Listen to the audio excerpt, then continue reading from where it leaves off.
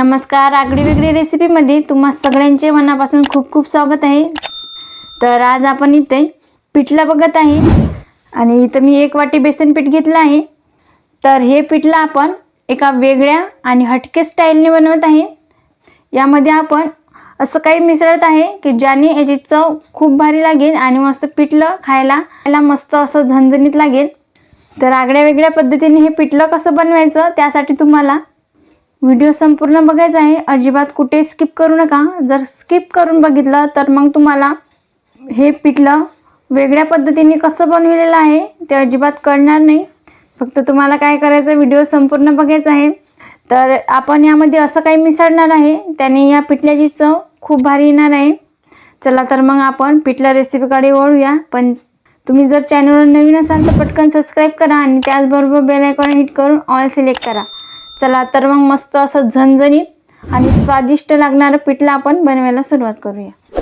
पिठलं बनवण्यासाठी इथं गॅसवर मी पातेलं हलकसं गरम करून घेतलं। यामध्ये 2 चमचे तेल घालून घ्यायचं। तेल हलकसं गरम झालं की यामध्ये आपण 1 चमचा जिरे घालून घेऊया। जिरे व्यवस्थित फुलायला हवे। बघा मस्त असं जिरं फुलून वरती येत आहे। इथं 5 ते 6 कढीपत्त्याची पानं आहे, हे मी यामध्ये घालून घेते।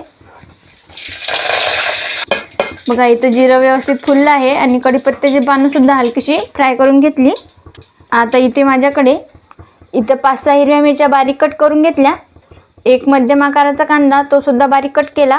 1 मध्यम आकारामध्ये टोमॅटो, इथं 7-8 लसणीच्या पाकळ्या होत्या त्या सुद्धा बारीक कट करून घेतल्या आणि थोडीशी कोथिंबीर आहे। आता सगळ्यात अगोदर आपल्याला यामध्ये लसूण घालून घ्यायचा। तर याने काय होते की त्या पिठल्याला खूप भारी चव येते। आणि त्यासोबत इथं मी मिरच्या सुद्धा घालून घेते। लसूण आणि मिरची हे तेलामध्ये मिनिटभर छान फ्राय करून घेते। लसूण आणि मिरची फ्राय होती तोवर इथं मी या बेसन पिठामध्ये पाणी घालून घेतलं आहे आणि याची पेस्ट करून घेतली आणि यातील जेवढ्या गुठळ्या होत्या तेवढ्या मोडून घेतल्या। यामध्ये एकही गुठळी राहता कामा नये अशीच पेस्ट करून घ्यायची पाणी घालून। आता बघा हे इथं मी मिनिटभर छान लसूण आणि हिरवी मिरची खरपूस अशी फ्राय करून घेतली। आता यामध्ये कांदा घालून घ्यायचा आणि कांद्याला छान सोनेरी रंगावर येईपर्यंत परतून घ्यायचं आहे।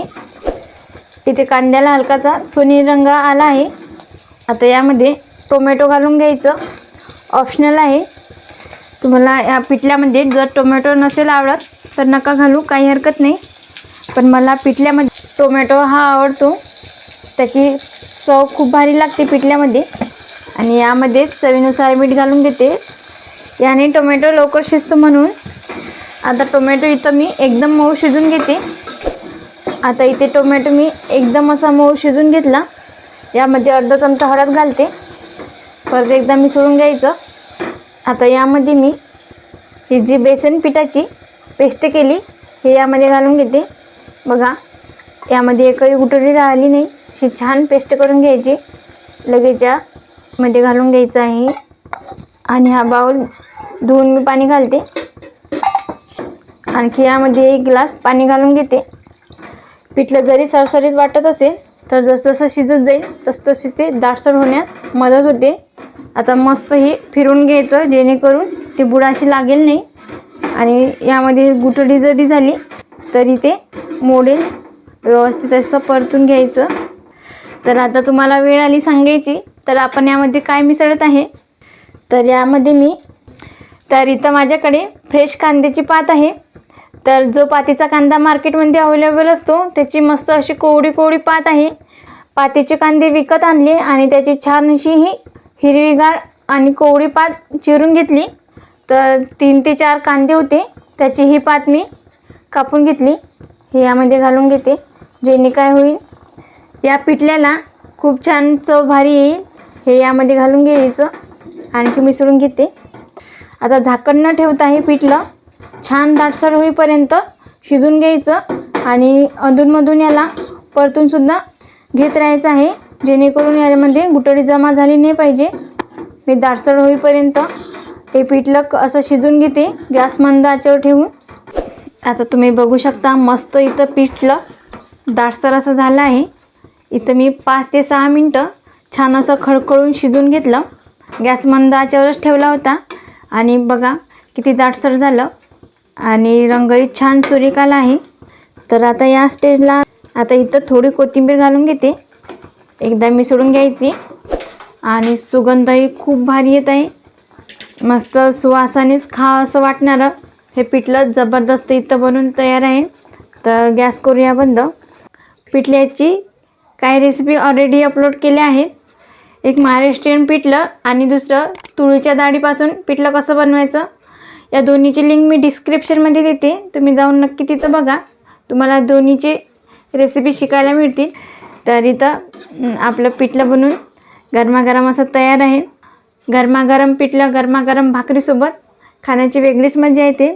तर अख्ख्या महाराष्ट्रात कुठेही गेलं तरी भाकरी आणि पिठलं तर आपण खातोच. ते पिठलं आपण घरी कसं बनवायचं, खूप सोप्या पद्धतीने इथं मी बनवलेलं आहे. आता या पिठल्यासोबत मी गरमागरम अशी भाकरी आणि मस्त असा पातीचा कांदा, तोंडी लावायला मिरचीचा खरडा असं जेवण जेवणार आहोत आम्ही. तर मग तुम्हाला ही आजची रेसिपी कशी वाटली कमेंट करायला विसरू नका. आणि त्याचबरोबर तुम्हीसुद्धा हे पिठलं आगळ्या वेगळ्या पद्धतीने नक्की ट्राय करून बघा, चव खूप भारी येते. तसेच तुम्हाला आजचा व्हिडिओ आवडला असेल तर लाईक करा, जास्तीत जास्त तुमच्या फ्रेंड किंवा फॅमिलीसोबत शेअर करायला विसरू नका. आणि आज वेळात वेळ काढून तुम्ही ही संपूर्ण रेसिपी बघितल्याबद्दल तुम्हा सगळ्यांचे मनापासून खूप खूप धन्यवाद. तुम्हीसुद्धा अशीच छान छान रेसिपी बनवून नक्की खात जा. भेटूया पुढील व्हिडिओमध्ये.